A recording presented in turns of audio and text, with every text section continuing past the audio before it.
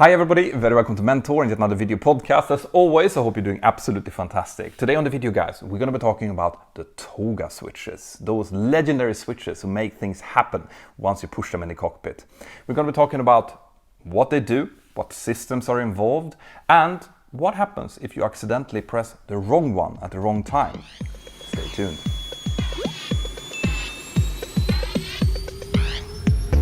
Wind 31016, everyone right, right on right. Third land, 31 right. Delta 260. This video is brought to you in cooperation with Skillshare. Now, I know you're watching this because you are like me. You're a lifelong learner, someone who's curious and constantly wants to improve yourself.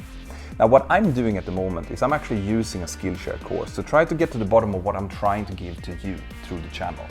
So I'm using a course called YouTube Success by Sorel Amore, which really goes down and pinpoints what you as a new YouTuber should be thinking about in order to get, the most value to your viewers. It's really good in order to focus on what's important and what's not. And if you want to start a YouTube channel, I highly recommend you check it out. But there are other courses as well: photography, painting, pretty much anything that you can imagine. There are thousands of high quality video courses, and the 1,001st of you who uses this link here below will get 2 months of premium Skillshare absolutely for free.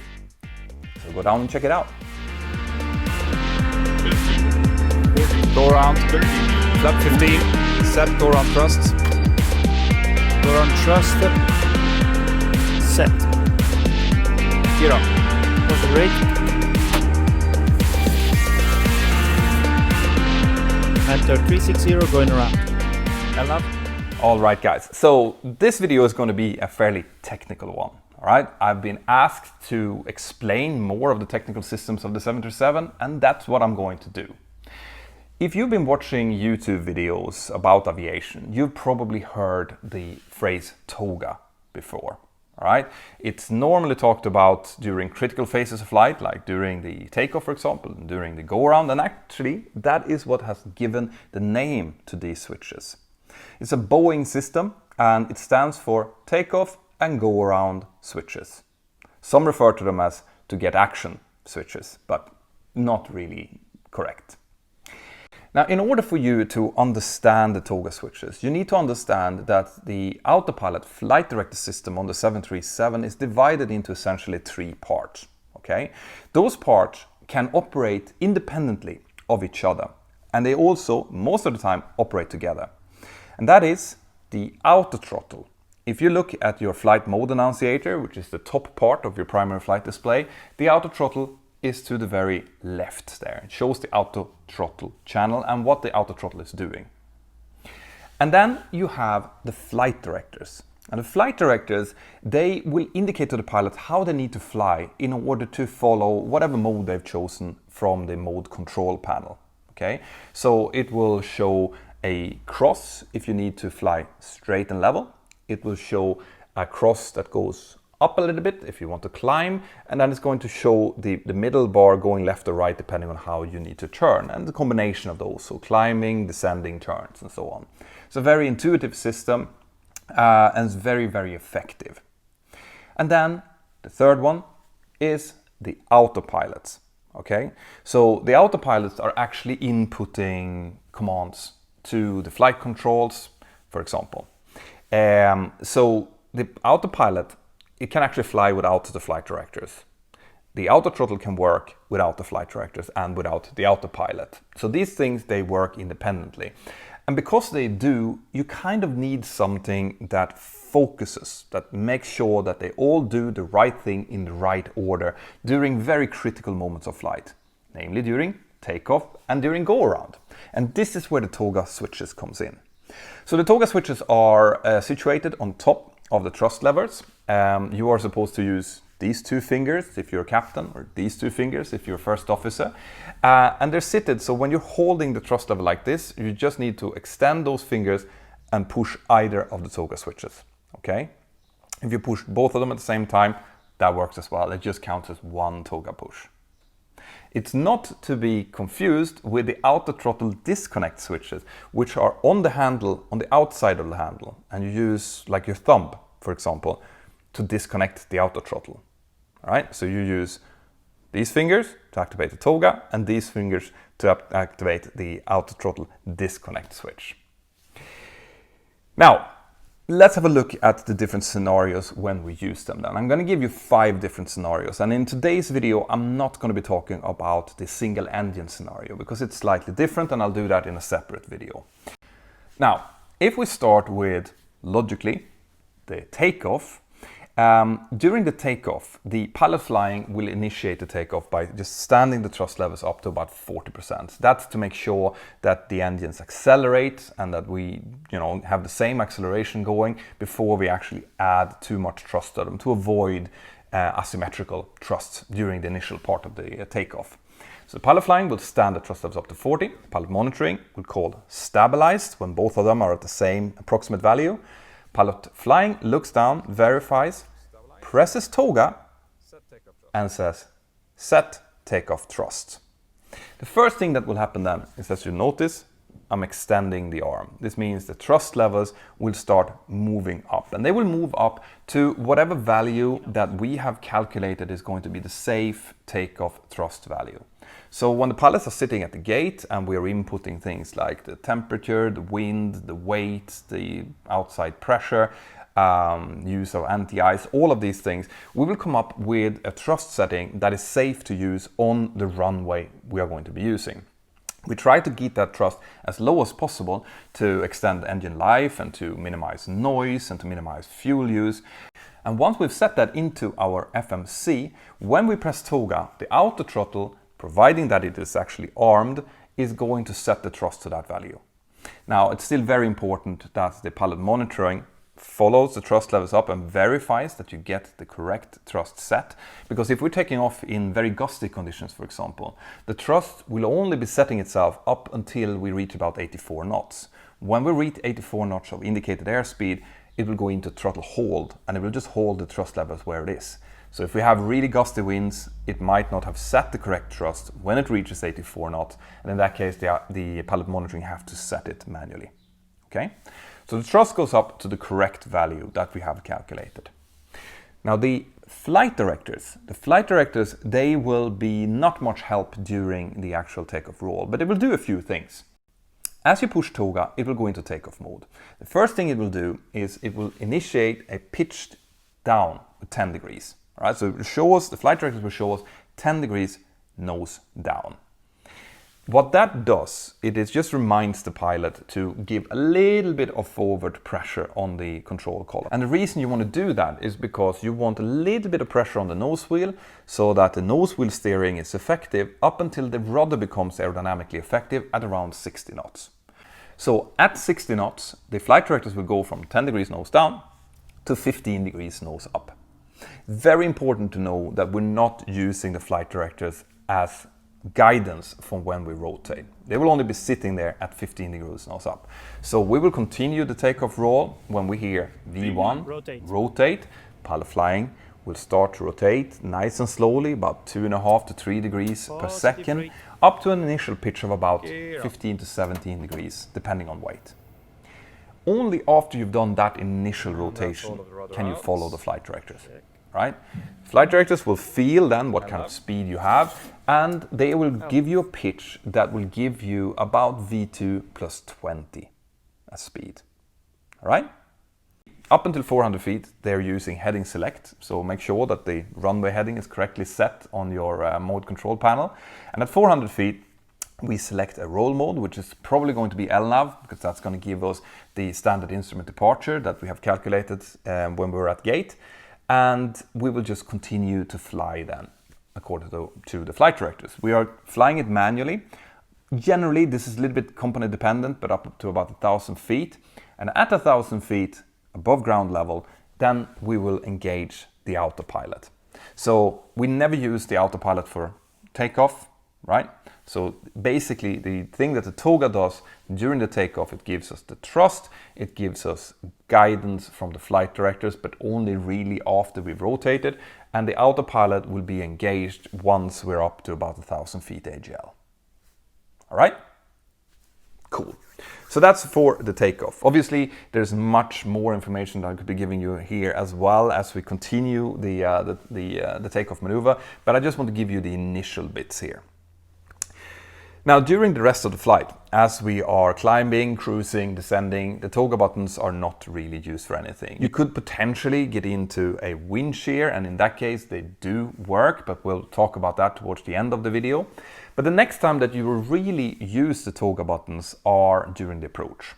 We're going to talk about a couple of different types of approaches here. And the first thing that I want to talk about is the Category 3 Auto-land approach. So during an Auto-land approach, you will be using the instrument landing system at the airport that you're going to, and you're also going to use both autopilots. There are two different autopilot channels on the 737.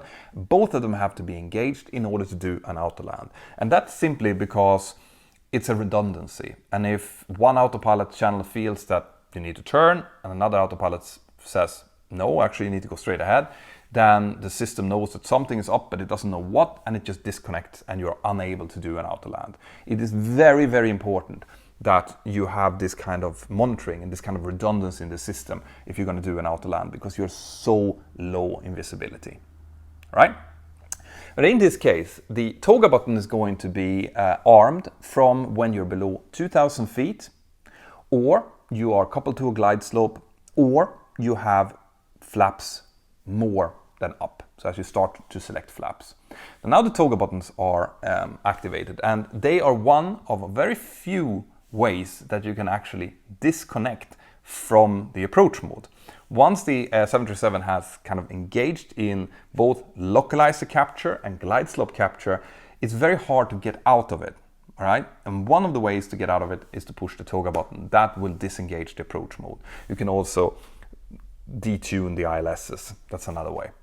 But anyway, as you are descending down on the glide slope, it's very important to make sure that the system is working perfectly. There are several indicators that you need to check during the descent. And if you are interested in seeing exactly how we fly an approach like this, both the Auto-land and a go-around of an Auto-land, I have a collection inside of the Mentour Aviation app called the Cat 3 collection that you can go in and check. Right? You will see the whole procedure flown in 360, so you can look around and you can see which pilot is doing what. But anyway, if you get down to the minima on a Auto-land approach and you don't see anything, well, then the pilot flying is going to push the TOGA buttons. All right? The pilot flying in this case is always going to be the first officer. And once the TOGA buttons are pushed, a lot of things is going to happen. This is one of the reasons you have TOGA, because the TOGA will, as I was mentioning before, kind of direct all of the different systems to work together so that the pilot doesn't need to figure everything out by him or herself in a very critical moment. So as you push TOGA, the auto thrust is going to go to reduced go-around thrust, and you're going to get go-around in the flight mode annunciator.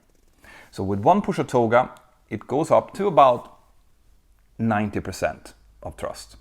And the reason you're not getting full go-around thrust is that this reduced go-around thrust is going to give you about 1,000 to 2,000 feet per minute climb. That's sufficient to get you a safe climb away from the ground. It's going to give you all the obstacle clearance that you need, but it's going to be a nice kind of relaxed way of doing the go-around. If you get full go-around thrust up to 95, 97%, it's going to climb much faster than that, and there's a risk that you might rush things or shoot through your missed approach altitude. So TOGA, go around, flap 15 is going to be the call, in which case the thrust goes up to reduce go-around thrust. If you want full go-around thrust, you have to push the TOGA once, let the thrust levels advance, then push it a second time. If you do that, then you get full go-around thrust. And it won't say go-around anymore in the flight mode annunciator, it's going to say N1. So now you have the thrust. You are starting to select the go-around flaps. Okay. Next thing that's going to happen is that the flight directors is now going into go-around mode, which means that they will be pitching you up to give you about 1,000 to 2,000 feet per minute initially of climb, and then it's going to give you the speed that keeps you safe at your current flap setting with maximum takeoff weight. So basically the FMC calculates that, all right, So they're doing a go around. I'm going to pretend that they have maximum takeoff weight, and I'm going to indicate the speed they need to be at in order to be safe with the current flap setting. Now, all of you know that if you're doing a go around, you're not going to be at the maximum takeoff weight. So what will actually happen is that the aircraft is going to pitch down a little bit from the initial pitch, and it's going to start accelerating. Now that acceleration will then enable us to take the next flap setting, which is something that we start doing above 400 feet. When you select the next flap, so from flap 15, it's going to be flaps 5. Now, the flight director is giving you the pitch for the safe speed at maximum takeoff weight for flaps 5, which will enable you to go to flaps 1 and the flaps up. All right? So a lot of people think that this is a function that the flight director system have in order to enable you to retract flaps. But in fact, that's really a secondary function to what the flight directors are actually doing. But it does enable you to retract the flaps during the go-around. Now, when it comes to where to turn, when you press TOGA, the flight directors will maintain the current ground track you have. So if you're flying in on an ILS approach, you're going to be flying straight for the runway.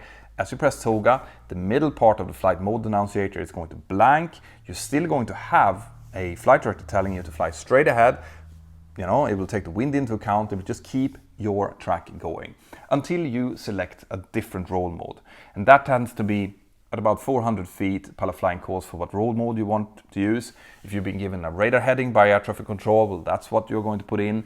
Otherwise, you'll just get LNAV, and LNAV is going to let you fly the rest of the maneuver. Right? And crucially, the third part of the system. In case of an auto-land, you have both autopilots connected to the system. This time, when you press TOGA, the autopilots are going to remain engaged, and you're going to get them flying the go-around for you. So you're going to get an automatic go-around, right? But that only happens if you are doing an auto-land, right? So that brings me to the next type of approach, which is a standard ILS approach, which is what we do maybe 90% of the flights that we do. Well, in this case, everything is very similar to a Cat 3, except you don't engage the second autopilot.